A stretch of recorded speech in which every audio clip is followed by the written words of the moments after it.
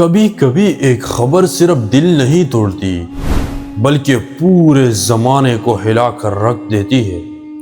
ایسا ہی ایک دن مدینے میں طلوع ہوا، وہ دن جب نبی کریم صلی اللہ علیہ وسلم جیسے عظیم ہستی اس دنیا سے رخصت ہو گئی۔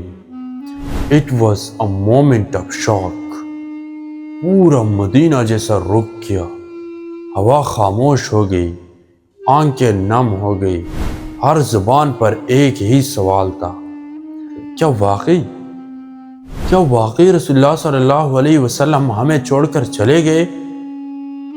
حضرت عمر جیسے بہادر صحابی جنہیں دیکھ کر دشمن کانپتے تھے، وہ تلوار لے کر مسجد نبوی کے درمیان کھڑے ہو گئے اور کہنے لگے، جس نے کہا کہ رسول اللہ صلی اللہ علیہ وسلم وفات پا گئے، میں اس کا سر قلم کر دوں گا۔ وہ ابھی گئے ہیں، واپس آئیں گے، جیسا موسیٰ علیہ السلام واپس آئے تھے۔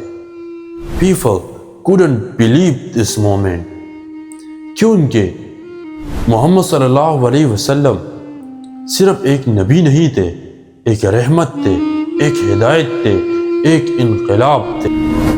لیکن اب وہ شخصیت سامنے آئی جو ہمیشہ ہر مشکل وقت میں امت کے لیے پہاڑ بن کر کھڑے ہوئے۔ حضرت ابو بکر صدیق رضی اللہ تعالی عنہ، وہ نبی کریم صلی اللہ علیہ وسلم کے گھر میں داخل ہوئے، چہرہ مبارک دیکھا، آنکھوں سے آنسو نکلے، ماتھے کو چوما اور کہا، اے اللہ کے رسول، آپ زندگی میں بھی پاکیزہ تھے اور وفات کے بعد بھی۔ پھر وہ باہر آئے، لوگوں کو جمع کیا اور ممبر پر کھڑے ہو کر وہ جملے کہے جو آج بھی ہر مومن کے دل میں نقش ہے۔ جو محمد صلی اللہ علیہ وسلم کی عبادت کرتا تھا، وہ جان لے کہ وہ وفات پا چکا ہے، اور جو اللہ کی عبادت کرتا تھا، وہ جان لے کہ اللہ ہمیشہ زندہ ہے اور اسے کبھی موت نہیں آئے گا۔ These words change everything۔ حضرت عمر رضی اللہ تعالیٰ عنہ جیسے عظیم ہستی زمین پر گر پڑے اور سب کو سچ کا سامنا کرنا پڑا۔ رسول اللہ صلی اللہ علیہ وسلم کے وصال کے بعد ایک سوال سب کے ذہن میں گونجنے لگا، اب قیادت کس کے ہاتھ میں ہوگی؟ مدینے کے انصار صحابہ نے ثقیفہ بنی ساعدہ میں جمع ہو کر مشورہ کیا۔ وہ چاہتے تھے کہ مدینے کا کوئی انصاری شخص امت کی قیادت سنبھالے۔ حضرت سعد بن عبادہ رضی اللہ تعالیٰ عنہ کا نام آگے آیا اور ان کی بیعت کی تیاریاں شروع ہو گئی۔ But then come Abu Bakr and عمر، یہ دونوں صحابہ فوراً وہاں پہنچے۔ ماحول گرم ہو چکا تھا۔ حضرت عمر رضی اللہ تعالیٰ عنہ نے چاہا کہ وہ خود بات کرے، لیکن حضرت ابو بکر رضی اللہ تعالیٰ عنہ نے نرمی اور حکمت سے بات شروع کی۔ اے انصار، ہم آپ کی قربانیوں کی گواہ ہیں، لیکن عرب قریش کے سوا کسی اور کو اپنا لیڈر نہیں تسلیم کرے گا، اور قریش سے بہتر کون ہو سکتا ہے جو رسول اللہ صلی اللہ علیہ وسلم بھی قریش سے تھے۔ پھر حضرت ابو بکر رضی اللہ تعالیٰ عنہ نے کہا، میرے ساتھ عمر اور ابو عبیدہ موجود ہے، تم جس کو چاہو اسے خلیفہ بناؤ۔ حضرت عمر فوراً بولے، No, you are the best. You were chosen by the Prophet. We follow you۔ اور حضرت ابو بکر رضی اللہ تعالیٰ عنہ کی بیعت کر لی گئی۔ تھوڑی ہی دیر میں سب انصاری و مہاجرین نے ان کے ہاتھ پر بیعت کی۔ امت نے اپنے پہلے خلیفہ کو منتخب کر لیا، حضرت ابو بکر صدیق رضی اللہ تعالیٰ عنہ کو۔ بیعت کے بعد حضرت ابو بکر رضی اللہ تعالیٰ عنہ نے ایک مختصر مگر شاندار خطبہ دیا۔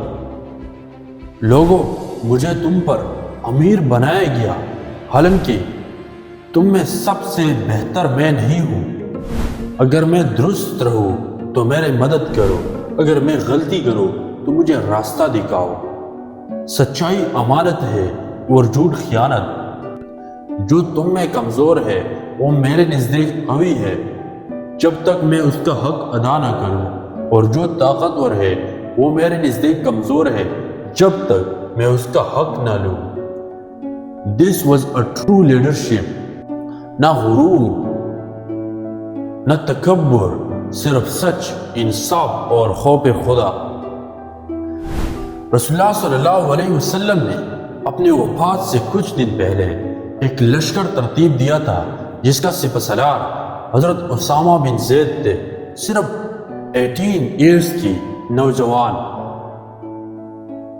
کچھ صحابہ نے حضرت ابوبکر سے مشورہ کیا کہ ابھی مدینہ خطرے میں ہے، اس فوج کو فی الحال نہ بھیجا جائے، بٹ ابوبکر سے نو جسے رسول اللہ صلی اللہ علیہ وسلم نے مقرر کیا ہو اسے میں معزول نہیں کر سکتا۔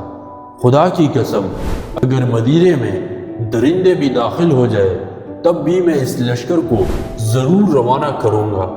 اور پھر اسامہ کی قیادت میں وہ فوج روانہ ہوئی، دشمن پر کامیاب حملے کی قیادت ثابت کی اور واپس آ کر بتایا وی کین ڈو اٹ۔ جب نبی کریم صلی اللہ علیہ وسلم کا سایہ دنیا سے اٹھا تو کچھ قبائل نے کہنا شروع کیا اب ہم زکوٰۃ نہیں دیں گے، یہ تو صرف محمد صلی اللہ علیہ وسلم کے لیے تھی۔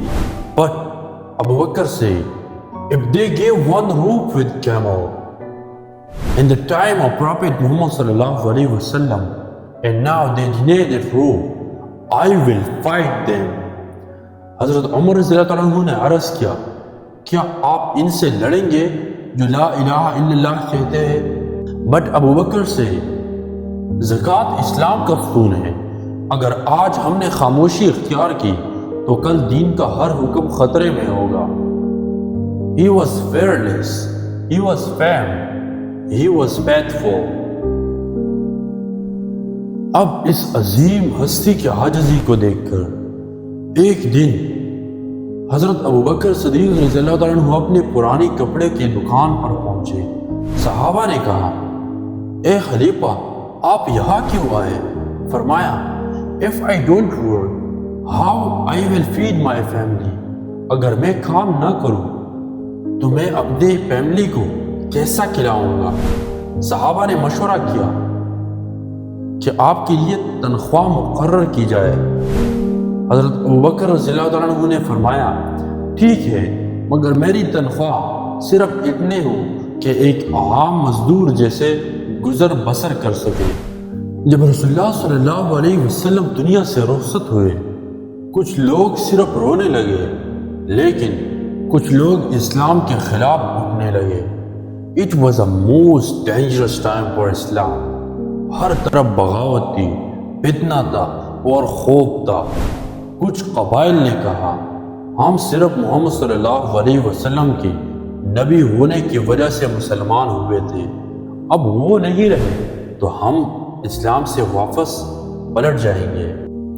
کچھ نے زکوٰۃ دینے سے انکار کیا، کچھ نے خود کو نبی بنا لیا۔ Yes, they claim prophethood۔ اور سب سے افسوسناک بات یہ سب کچھ مدینے کے بالکل آس پاس ہو رہا تھا۔ اسلام پھیل چکا تھا مگر دلوں میں ایمان کی جڑیں ابھی کمزور تھی۔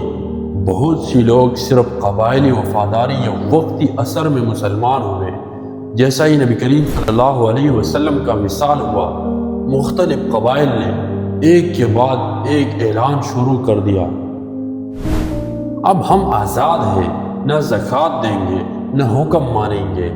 They left اسلام۔ یہ وہی لوگ تھے جن کے سامنے رسول اللہ صلی اللہ علیہ وسلم نے دین پھیلایا تھا، مگر اب وہی دین سے پیچھے ہٹ رہے تھے۔ حضرت عمر رضی اللہ عنہ نے رائے دی ابھی نبی کریم صلی اللہ علیہ وسلم کا وصال ہوا ہے، لوگ غم میں ہے، کمزور ہے، ہم ان سب سے بیک وقت نہیں لڑ سکتے۔ بٹ ابوبکر سے نو I will fight them all together۔ Islam is not a compromise, it's a commitment۔ جھوٹے نبی دین کا بڑا چیلنج ان باغیوں میں کچھ تو ایسے بھی تھے جنہوں نے دعویٰ کیا ہم پر بھی وحی آتی ہے، ہم بھی نبی ہے۔ یہ سب سے خطرناک دعویٰ تھا۔ مسیلمہ کذاب سب سے بڑا جھوٹا نبی یمامہ کے علاقے سے تھا۔ ہزاروں کا لشکر تیار کر لیا، جھوٹی آیات اور جھوٹا دین ایجاد کر لیا۔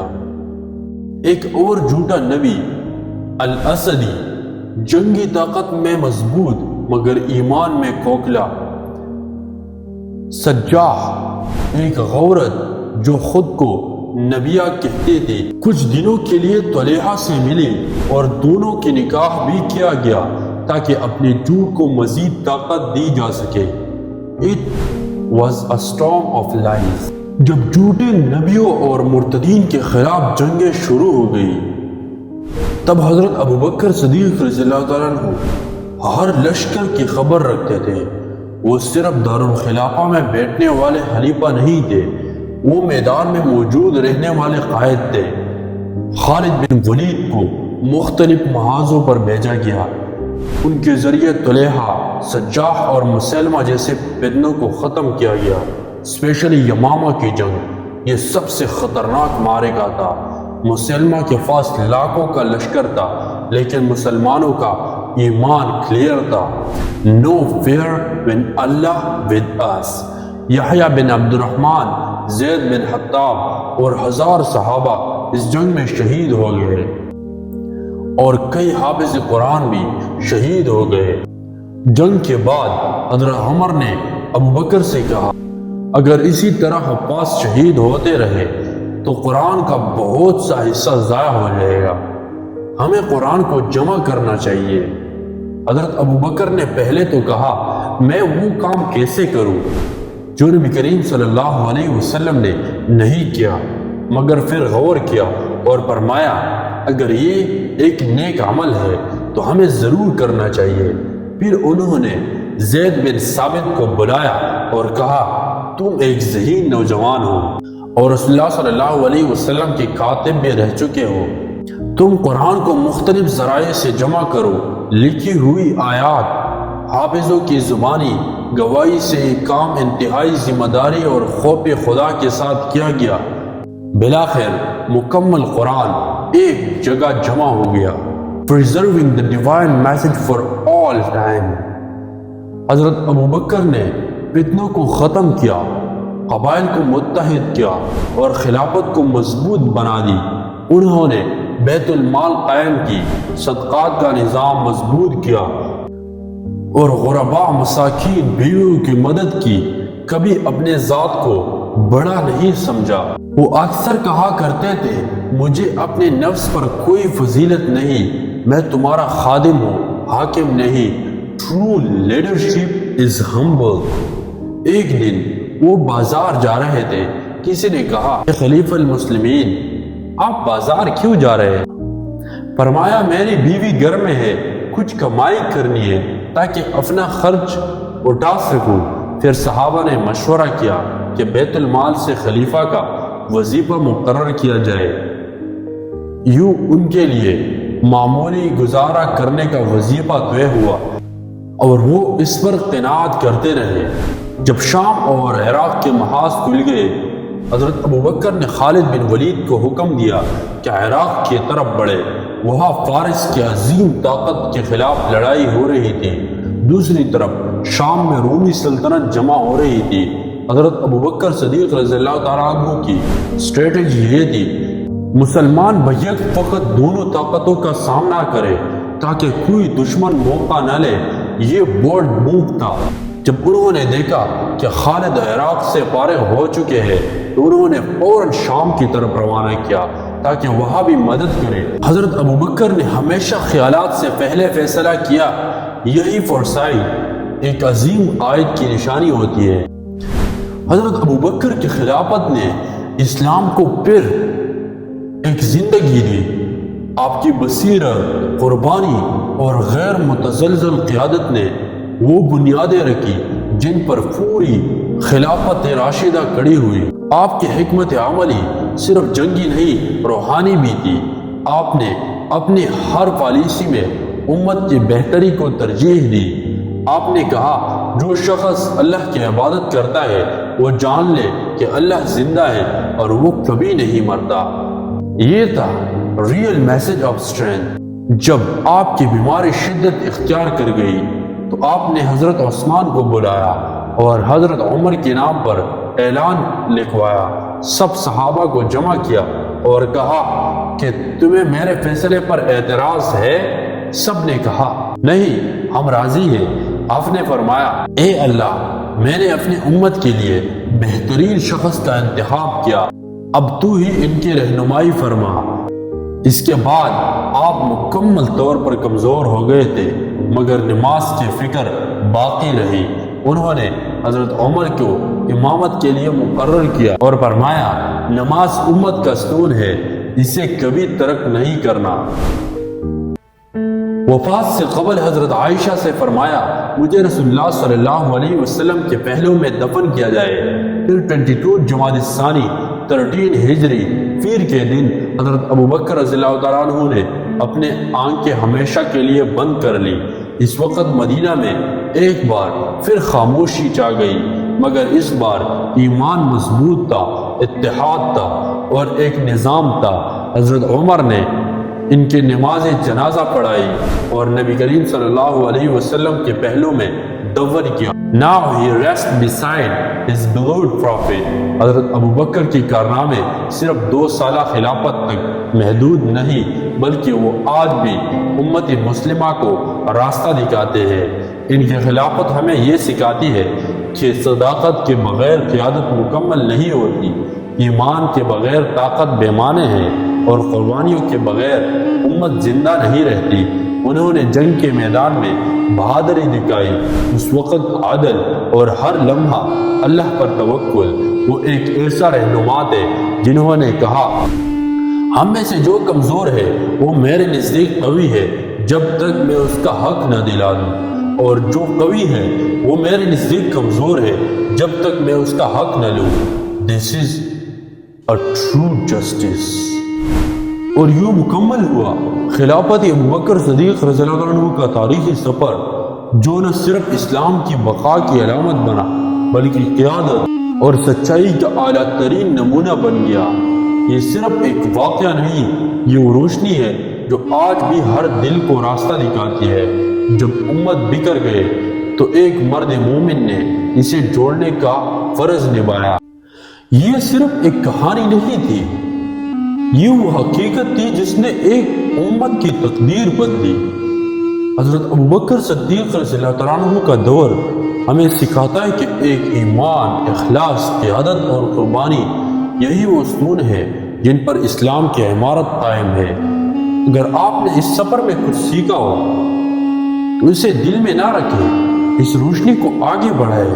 Just share it, let's other feel it too. یہ ایک عظیم اور تاریخی سلسلہ ہے۔ اس سلسلے میں ہمارے ساتھ شریک ہونے کے لیے ہمارے چینل کو سبسکرائب کریں اور اس ویڈیو کو اپنے دوستوں کے ساتھ ضرور شیئر کریں تاکہ وہ بھی اس عظیم سلسلے کا حصہ بن سکے، اور ویڈیو کو ضرور لائک کریں اور کمنٹ میں لکھیں کہ میں اس عظیم سلسلے کا حصہ ہوں۔